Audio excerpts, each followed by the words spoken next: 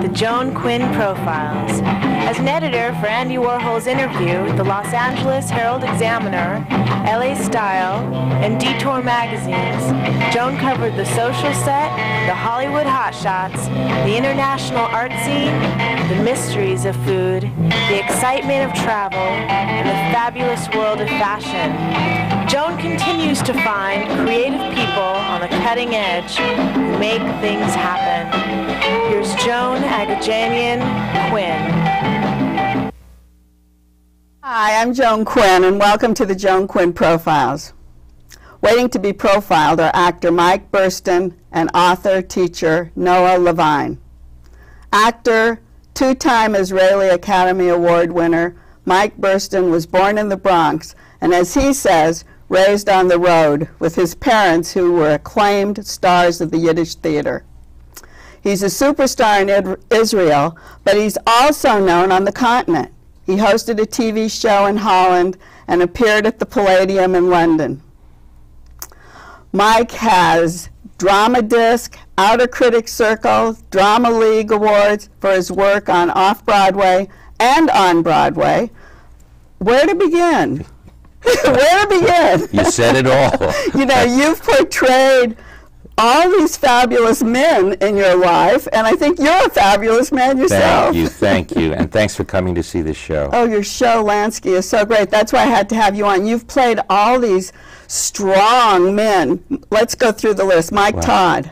Mike Todd, you know, these Mike Todd and Lansky have something in common, although they went in different directions, but they were both kids who grew up you know, under very tough circumstances in the ghettos, Mike in Chicago and Lansky in New York, and rose to become leaders in their fields. They were tough cookies. Yeah, one field obviously was show business, Mike Todd, right. And Lansky was organized crime. Yeah, that was interesting. And what did you play, the role? Well, I played Mike Todd in a musical on Broadway. What was the name of it? It was called Ain't Broadway Grand. Yeah. Then I played Maya Rothschild. Yes. Sometimes I get confused when I'm doing Lansky, not to call him Rothschild. Is he Meyer Lansky, right? Maya Lansky and Maya Rothschild. So tell us about Rothschild. Maya Rothschild was the founder of the Rothschild dynasty. And that was a musical that was written by the same people who wrote Fiddler on the Roof. That was their second major success. And we did a revival of it in New York. Then I played Roy Cohn, who was another tough cookie. Yes. I guess people lately remember him from Angels in America, but Roy Cohn was McCarthy's right-hand man during the McCarthy era. And I played him in a Broadway, that was my Broadway debut, a play about the Rosenberg trial. Oh, I remember that. The spy trial. Yeah, and then Al Jolson. I played Jolson, again, a kid who came from Lithuania when he was 6 and became the world's greatest entertainer. How did you research? Like, how did you research Mike Todd? Mostly books. You know, what you do is you know, you have to really like the character you're playing, or at least understand him. And so I start researching as many books as I can get. Same thing with Lansky. Today the internet is so easy. You know, you just Google somebody and you get such a wealth of information. But Jolson, a singer. Yeah, Jolson. You are a singer too, though. Yeah. Well, I started my career in musical comedy, but my father was a contemporary of Jolson's, and I loved Jolson when I was a kid. I used to listen to all his records, so I loved him. I used to do that when I was a kid, and then when I got the part, I was lucky enough, I started listening and watching all his movies and listening to his records. And as a matter of fact, when we did the musical, we toured all over the country. There were some old-timers that used to come to our sound guy and say, which record was that Mike was mouthing?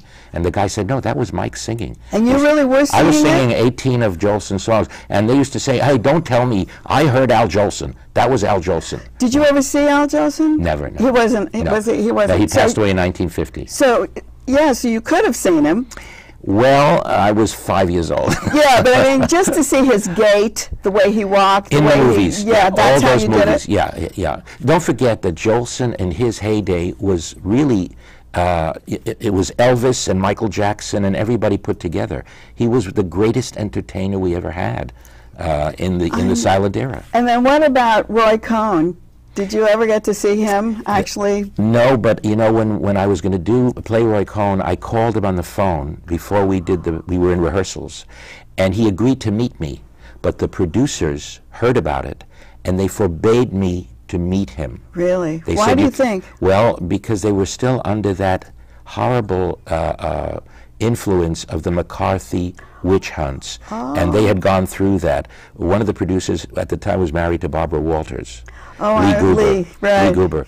And they were, I could see the fear in their eyes. They said, we don't know what he's capable of doing, but if you meet him, he might do something and stop the show. Like to stop the show. Exactly. He might go to court and find some excuse. So they said, you have two choices. You can either meet Roy Cohn or keep your job. So here we are. I kept my job. You kept your job. From the Bronx, Yiddish theater, parents, lived in Israel. You played all these guys were Jewish. Let's see. Was there any one of them that wasn't? Well, what about P.T. Barnum? Well, he was, no. I didn't bring him up yet. Oh, no. Barnum, actually, you know, that was the one skepticism I had when I was cast by Cy Coleman, may he rest in peace. Cy Coleman cast me to replace Jim Dale, who had won a Tony Award for that. Right. And the one thing I was worried about when my first performance as Barnum was when I looked at the audience, aren't they going to see that I'm Jewish? You know, that was my fear. But look at look what you did. Yeah. I mean, it wasn't on purpose, was it? No, well, he was the quintessential American, P.T. Barnum, so far from all the others. But you know, that just proved to me that audiences, you know, see what you put before them. So it didn't matter who I was. Well, Jim Dale was very tall too, wasn't he? And he was a limey. He is. He's British. Oh, so did you have to use that accent? No. Jim got the part and used an American accent. Oh. But when I started in the show, he sent me a telegram on my opening night. And because we had, it was a circus, and I had to learn, I had to go to the Big Apple Circus and learn all these circus, you know, tricks, and especially walking a wire. You did that too? I walked a wire at the end of the first act. That was the big ending of the first act. And Jim sent me a cable, and he said, if they can accept a limey playing P.T. Barnum, your being Jewish won't be any problem. But one suggestion, if you fall off the wire limp, at least you'll get their sympathy. I still have the cable. That was cute. Yes. Very nice. So now we've gone from this really nice guy to Meyer Lansky. Let's talk about that, because you're playing that role. You're originating it. Yes, this is the first time it's been done here in the States. It's a one-man show. Oh, it's been done before? It was done once in Israel, because the story is about Lansky and the law of return. So tell us a little bit. How did it come about? Why'd you write about Lansky other than he's a bigger-than-life character? Well, I didn't write it. It was written by Joseph Bologna, who also directed it, and was a brilliant director, and Richard Krevelin. And it was first performed in Israel last year. And one of my directors, who had done all my films with me in Israel, had directed it, and he sent it to me. And he said, you should look at this because it's just right for you at this stage in your career. And I read it, and I was fascinated by this man who has this, you know, infamous name when you mention Lansky, this reputation.